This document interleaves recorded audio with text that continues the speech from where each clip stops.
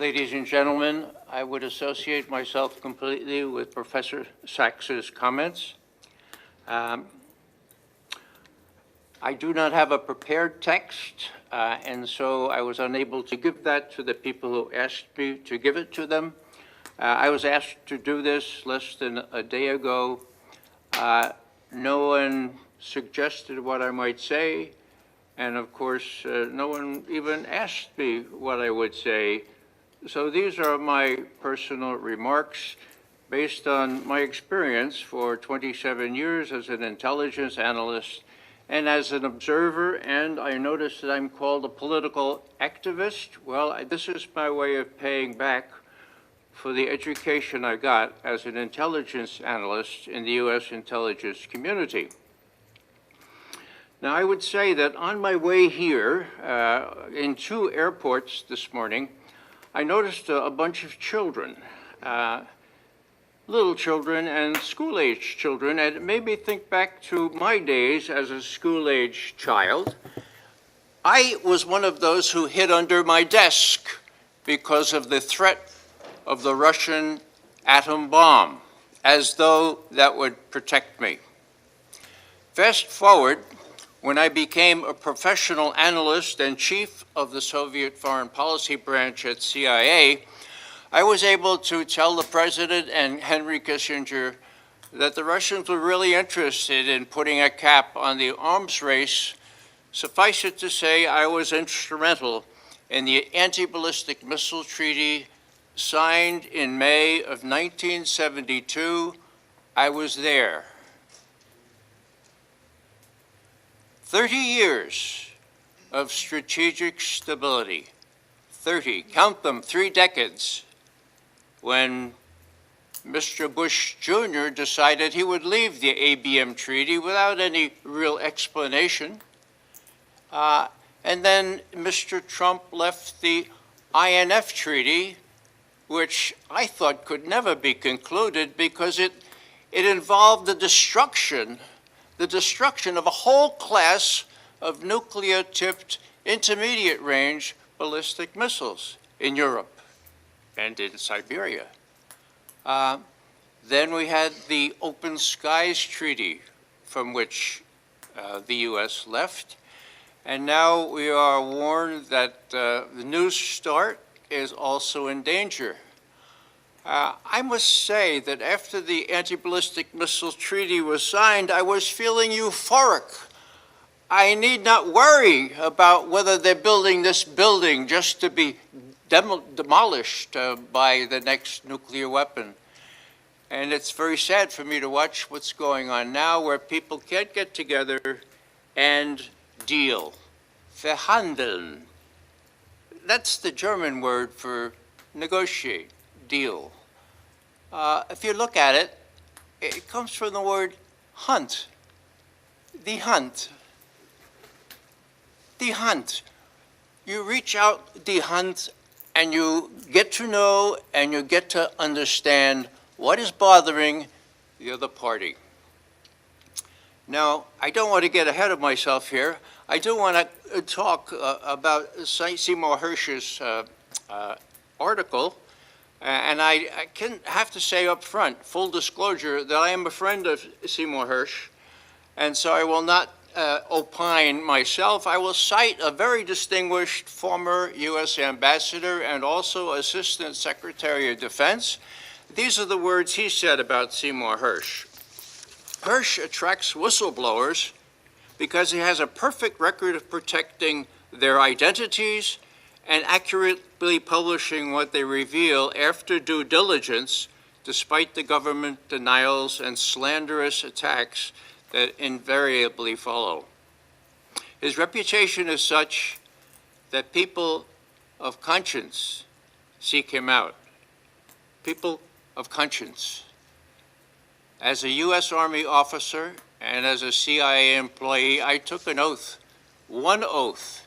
It was to support and defend the Constitution of the United States against all enemies, foreign and domestic.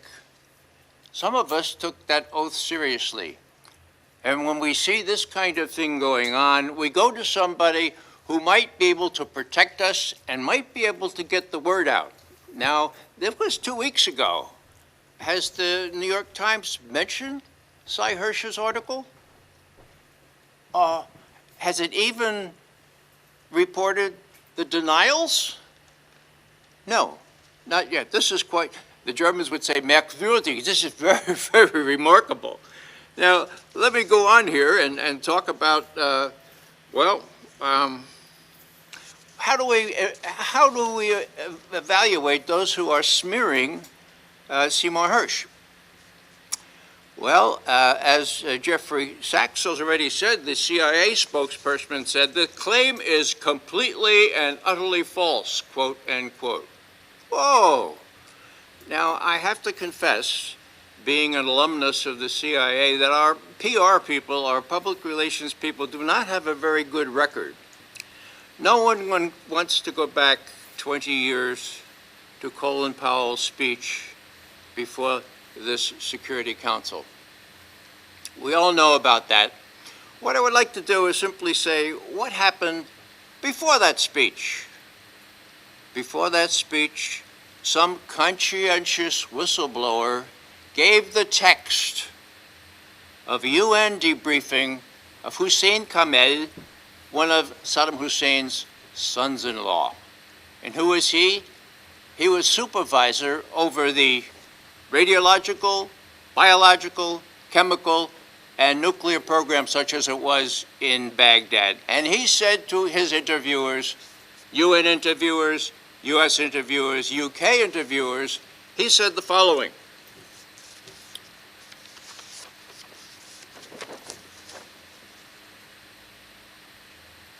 all nuclear, chemical, biological, and missile programs have been destroyed. Now, they asked him, the interrogators did, well, how do you know? And Kamel said, well, I was in charge of them. I mean, I don't know how it works in your country, but when I order something destroyed, it gets destroyed. Yeah, how do you know? Did you check?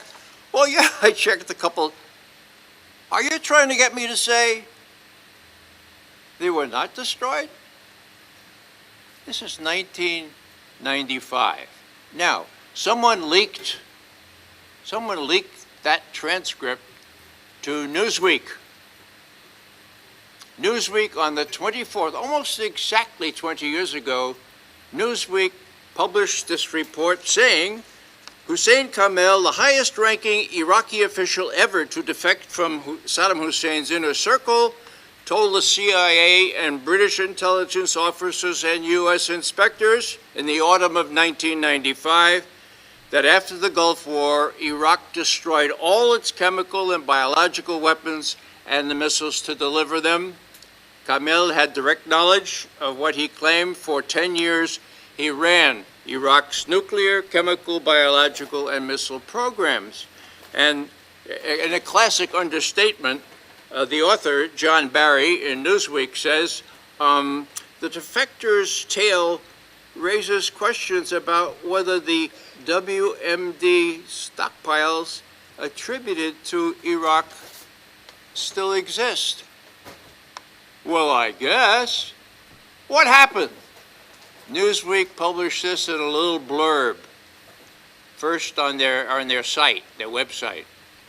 Then the members of the media went to a fellow named Bill Harlow, who was CIA PR person, CIA spokesperson for the agency. And he said, look, this report is incorrect, it's bogus, it's wrong, and it's untrue. Whoa. Incorrect, bogus, wrong, and untrue. And what did the members of the press do? They breathed a sigh of relief and said, whew, I'm sure glad you told us that, because we were going to publish on that. It looked pretty documentary. It looked pretty authoritative. It was indeed the transcript of that debriefing. So just a word about those who are smearing Cy Hirsch. They don't have a really good record for credibility. Let me move on here. I'd like to talk a little bit about unprovoked. Now, we have heard more than 100 times that the Russian invasion of Ukraine was unprovoked. This goes back to the widening of NATO despite the promise not to. And I had a personal experience with one of Gorbachev's chief advisors. His name is Kuvaldin, Viktor Borisovich. And about 8 years I saw him in Moscow, and I said, Victor, I said, Mr. Kuvaldin, why is it that this agreement was not written down? And he said, Mr. McGovern, I'll tell you, the usual reasons. The Germans hadn't bought into it yet, and the Warsaw Pact still existed. But really and truly, Mr. McGovern, here's what it was. We trusted you.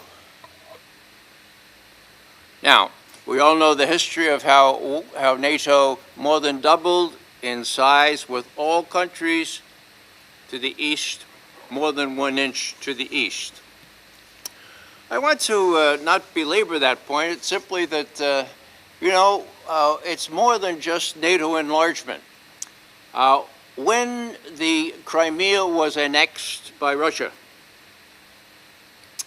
Mr. Putin got up a month later and he said, we had to annex Crimea because of the coup in Kiev in February of 2014, and even more important than NATO membership for Ukraine was the prospect that medium-range ballistic missiles would be put on the periphery of the United States, which indeed they are capable of doing, because there are capsules, holes in Romania and Poland that accommodate Tomahawk missiles, cruise missiles, and will eventually accommodate hypersonic missiles.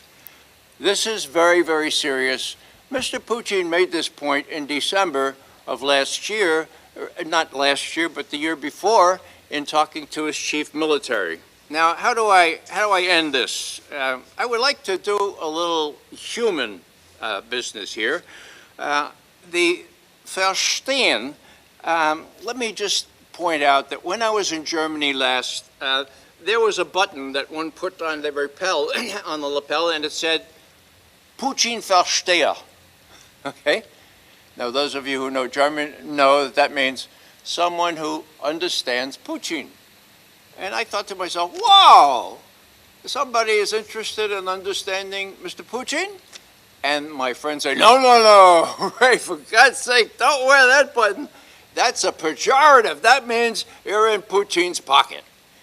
Now, Verstehen comes from the word stehen, to stand, okay? If you can't understand where people stand, you can't understand what bothers them. And what bothers Mr. Putin, as well as membership in NATO for Ukraine, is the emplacement of these holes already operational in Romania and Poland, right on the periphery of the United States.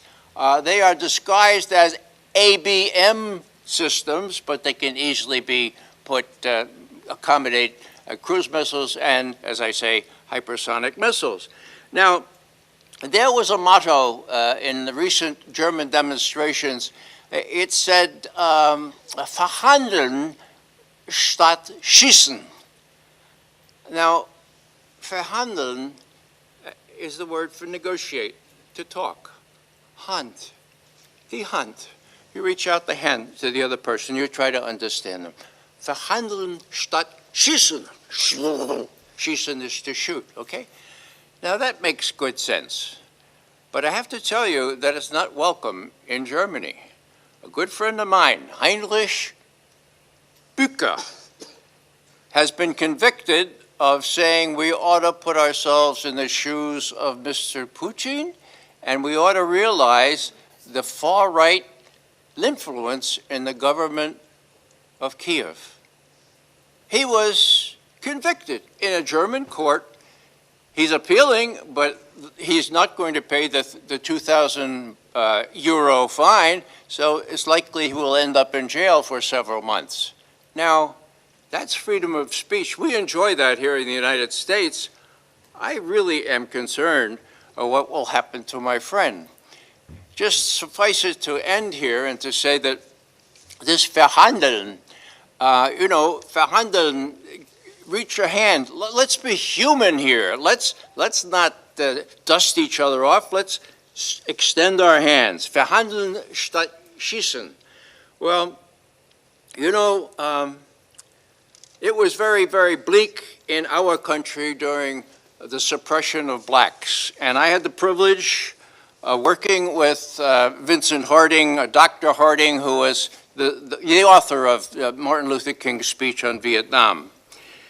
He had a song, and the song was, "We gotta keep on moving forward,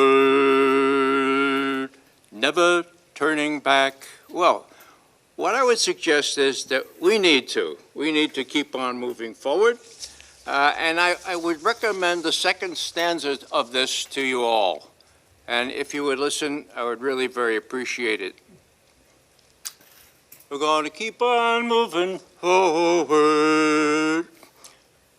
We're going to keep on loving our enemies. We're going to keep on loving our enemies. We're going to keep on loving our enemies. Never turning back. Never turning back. In closing, I will just refer to those children that I noticed more than I usually notice children in the airports today. And when I ask you all, because you have the power to do so, given to you after the last major world war, I ask you to do what's necessary so that no one kills the children anymore. Thank you very much. Thank you, and I now give the floor to those members of the Security Council who wish to make